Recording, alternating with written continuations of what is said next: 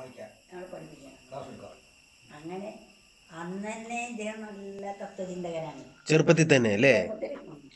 അപ്പോൾ അങ്ങനെ ആധ്യാത്മികമായിട്ടുള്ള കാര്യങ്ങളൊക്കെ സംസാരിക്കും.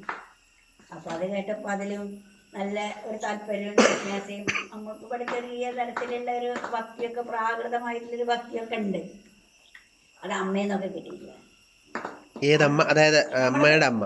നമ്മൾ അത് കഴിഞ്ഞിട്ടാണ് പിന്നെ അദ്ദേഹം അങ്ങനെ.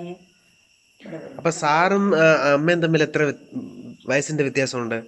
ഏകദേശം 60. അപ്പം 8ാം ക്ലാസ്സിലൊക്കെ ഒന്നിച്ചാണോ പഠിച്ചേ? എന്റെ ജനനം 45 വർഷം. അല്ല, രാമൻ സാറും അമ്മയും ഒരേ ക്ലാസ്സിലാണോ പഠിച്ചത് അതോ? അല്ലല്ല, അദ്ദേഹം എന്നെ പഠിപ്പിക്കാൻ വന്നതാണ്.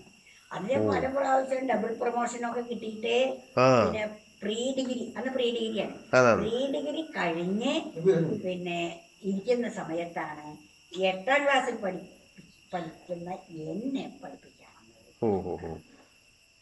അപ്പൊ പിന്നെ ഇവിടെ വീട്ടിൽ വരും, വീട്ടിൽ വന്ന് പല ആത്മീയ കാര്യങ്ങളൊക്കെ സംസാരിക്കും. പിന്നെ സഹോദരന് എന്നെ കൂടെ കോഴിക്കോട് വിളിക്കും, അവിടെ എന്ത് പരിപാടി ഉണ്ടെങ്കിലും. അപ്പൊ അദ്ദേഹം അന്ന് തുടക്കാണ്. സ്വാമി ചിന്മയാനന്ദനെ കണ്ടതിന് ശേഷമാണ് രാമൻ സാറിനും ഇങ്ങനെ ഒരു റൂട്ട് ഉണ്ട് എന്ന് അറിഞ്ഞത്.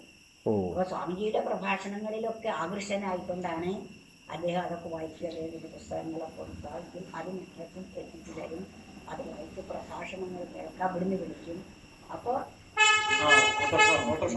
അപ്പോഴേക്കിനും MBBS അദ്ദേഹം പഠിച്ചു.